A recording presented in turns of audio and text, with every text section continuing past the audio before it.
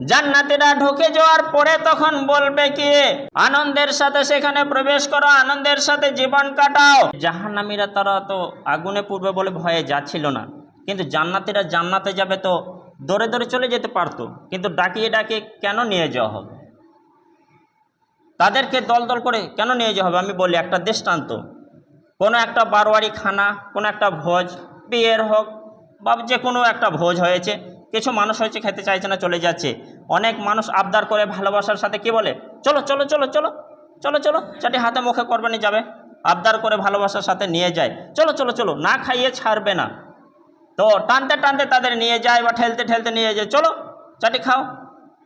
তো এই যে একটা জোর জবরদস্তি তাদের নিয়ে যাওয়া, ভালোবাসার খাতিরটা, মান সম্মানটা রক্ষা করার উদ্দেশ্য, তার সেবা যত্ন, তার তাওয়াজ, তাকে সম্মান দেওয়ার জন্য। তো ওই রকমই ফেরেশতারা তাদেরকে সম্মান দেওয়ার জন্য মারতে মারতে নয়, জান্নাতীদের নিয়ে যাওয়া হবে তাদের সম্মান দিয়ে, চলো চলো তাড়াতাড়ি চলো, যে জিনিসের জন্য দুনিয়ায় তোমরা ভালো ভালো কাজগুলি করেছিলে, চলো চলো তাড়াতাড়ি সেই জায়গায় তোমাদের পৌঁছে দিচ্ছি, চলো।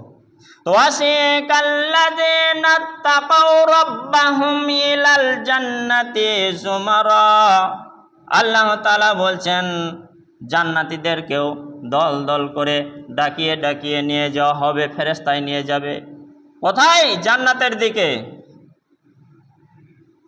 তো জান্নাতের কাছে যখন পৌঁছে যাবে, ওয়াকালা লাহুম খাজানাতুহা, জান্নাতের গেটম্যান ওইখানে দাঁড়িয়ে তখন বলবেন, সালামুন আলাইকুম তিবতুম ফাদখুলুহা খালিদিন, তোমাদের ওপর শান্তি বর্ষণ করা হোক। দেখেন জাহান্নামীদের ক্ষেত্রে প্রশ্ন করা হয়েছিল, কেন তোমরা এলে? তোমাদের কাছে ভয় দেখানোর জন্য যায়নি। আর জান্নাতীদের কাছে প্রশ্ন করা হবে না, সালামুন, প্রবেশ করো, তোমাদের ওপর শান্তি, তোমাদের ওপর খুশি, তোমরা সুখী হও। প্রশ্ন করা হবে না, কেন? যারা জান্নাতে এসেছে অবশ্যই নিশ্চয় তারা কোরআন হাদিসের কথা শুনেছে, আমল করেছে, তাই এসছে, সেই কারণে প্রশ্ন করা হবে।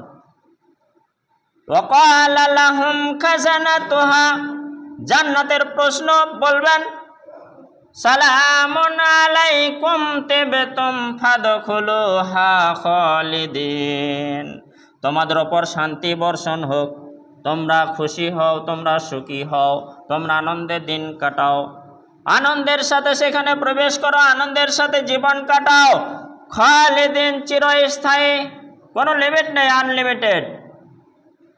ওয়াকালুল হামদুলিল্লাহিল্লাযী সাদাকানা ওয়াদাহু ওয়া আওরাসানাল আরযা নাত্তাবাউ মিনাল জান্নাতি হাইসু নাশা ফানি'মা আজরুল আমিলিন। আহা, কি সুন্দর কথা।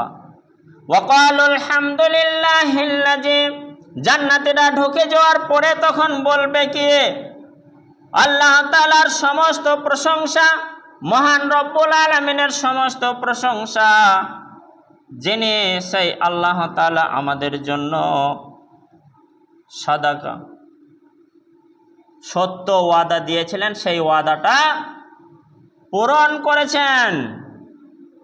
আল্লাহ যে ওয়াদা দিয়েছিলেন, এই বান্দারা আমার, তোমরা শুধু আমার ইবাদত করে এসো, এটা তোমাদের হক, আর আমার হক জাহান্নামে দেব না, জান্নাতে দেব, এটার আমার হক। তোমরা শুনেছিলে, বিশ্বাস করেছিলে, আশা ছিল মনে জান্নাতে যাব, তোমরা এসছো, তাই নিজে নিজেই তারা স্বীকার করবে, হ্যাঁ হ্যাঁ আল্লাহ সত্য ওয়াদা করেছিলে আমাদের সাথে, আল্লাহ পূরণ করে। ওয়াওরাসানাল আরযা নাত্তাবাউ মিনাল জান্নাতি হাইসু নাশা, আর এই জান্নাতের বাগানকে, জমিনকে আমাদের জন্য বরাদ্দ করে দিয়েছেন আল্লাহ তাআলা, যেখানে খুশি, কোনো জায়গায় বিধাবিঘ্ন নেই। দুনিয়ার মানুষ সব জায়গায় পৌঁছাইতে পারে না, যেতে পারে না, টাকা পয়সা থাকলেও এমন এমন জায়গা আছে মানুষ প্রবেশ করতে পারে না। লাইসেন্স দিয়েও হয় না, টিকিট কেটেও সুযোগ মেলে না। কিন্তু জান্নাতীদের জন্য ফুল পারমিশন, যেখানে খুশি তোমরা যাও।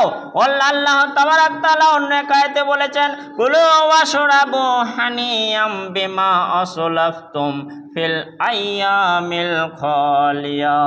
খাও খাও, পান করো খুশির সাথে, আনন্দের সাথে, তোমরা দুনিয়াতে যে ভালো কাজগুলি করেছিল সেই কাজের বদলা আজকে তোমাদের দেওয়া হলো।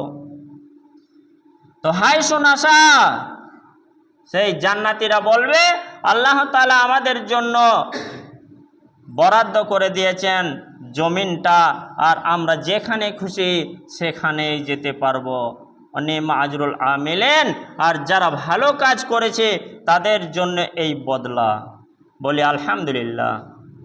তো আমাদের দায়িত্ব কোরআন হাদিসের কথা যেগুলি আলোচনা হচ্ছে সেগুলি কানে শুনে আমল করতে হবে। বিশেষ করে আল্লাহর বাণী, আল্লাহ রাসূলের বাণী, অর্থাৎ আল্লাহর বাণী কোরআন, আল্লাহ রাসূলের বাণী হাদিস। আর আমার রাসূল মৃত্যুবরণের সময় সাহাবীদের মাথায় যেন বজ্রপাত হয়েছিল। একটা মানুষ বজ্রপাত দেখে আতঙ্ক যায়, ঘাবড়ে যায়, চমকে যায়। তো সাহাবীদের সেরকম অবস্থা হয়ে গেছে যে আল্লাহ রাসূল আমাদের সামনে থেকে চলে গেলেন। একদিক দিয়ে আমাদের ওঠা বসা, লেনদেন, মেল মোহব্বত, রাসূলকে হারালাম শারীরিক দিক দিয়ে। আর দ্বিতীয়ত তিনি একজন নবী ছিলেন, শেষ নবী, এরপরে আর নবী আসবে না, তো সেই নবীর চেহারাটা আর দেখতে পাবো না। 3 নম্বর, যে আমার রাসূল কিছু বিধান দিয়েছিলেন, বিধান আমরা নিয়ে আমল করছিলাম, মানছিলাম, হয়তো আরও কিছু দিতেন বেঁচে থাকলে, তা স্টপ বন্ধ হয়ে গেল।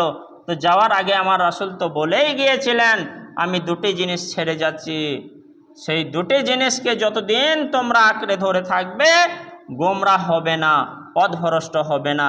সেই দুটি জিনিস কি ছিল আমরা জানি।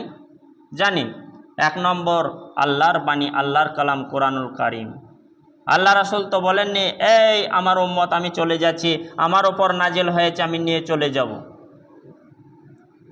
তা তো বলেননি। উম্মতের জন্য দিয়ে গেছেন, বরং তালকিন করে গেছেন, তাদের জানিয়ে গেছেন, গুরুত্ব দিয়ে কথাটা বলেছেন, তোমরা মনে রেখো আল্লাহর কালাম তোমাদের সামনে আমি ছেড়ে যাচ্ছি, আর আমার আদর্শটা অর্থাৎ হাদিস, চাল চলন, ওঠা বসা, কথাবার্তা, লেনদেন, ব্যবহার, উপদেশ, আদেশ, নিষেধ, এই জিনিস আমি তোমাদের সামনে ছেড়ে গেলাম।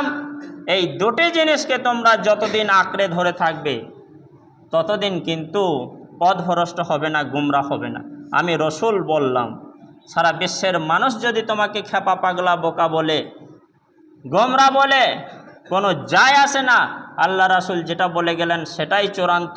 তুমি দুটি জিনিসকে আঁকড়ে ধরে থাকলে পথভ্রষ্ট নও আল্লাহ রাসূলের কথা অনুযায়ী। আর এই দুটি জিনিসকে ছেড়ে দিয়ে যদি সাজসজ্জ, পোশাক, আতর, সুরমা, একবারে ইসলামী কৃষ্টি কালচারের মতো আমরা চলতে চাই, কিন্তু কোরআনের আমল নাই, হাদিসের আমল নাই, তাহলে কিন্তু দুনিয়ার মানুষ ফেরেশতা ভাবলেও আল্লাহ রাসূল বললেন না না না না, তুমি গুমরা, তুমি পথভ্রষ্ট।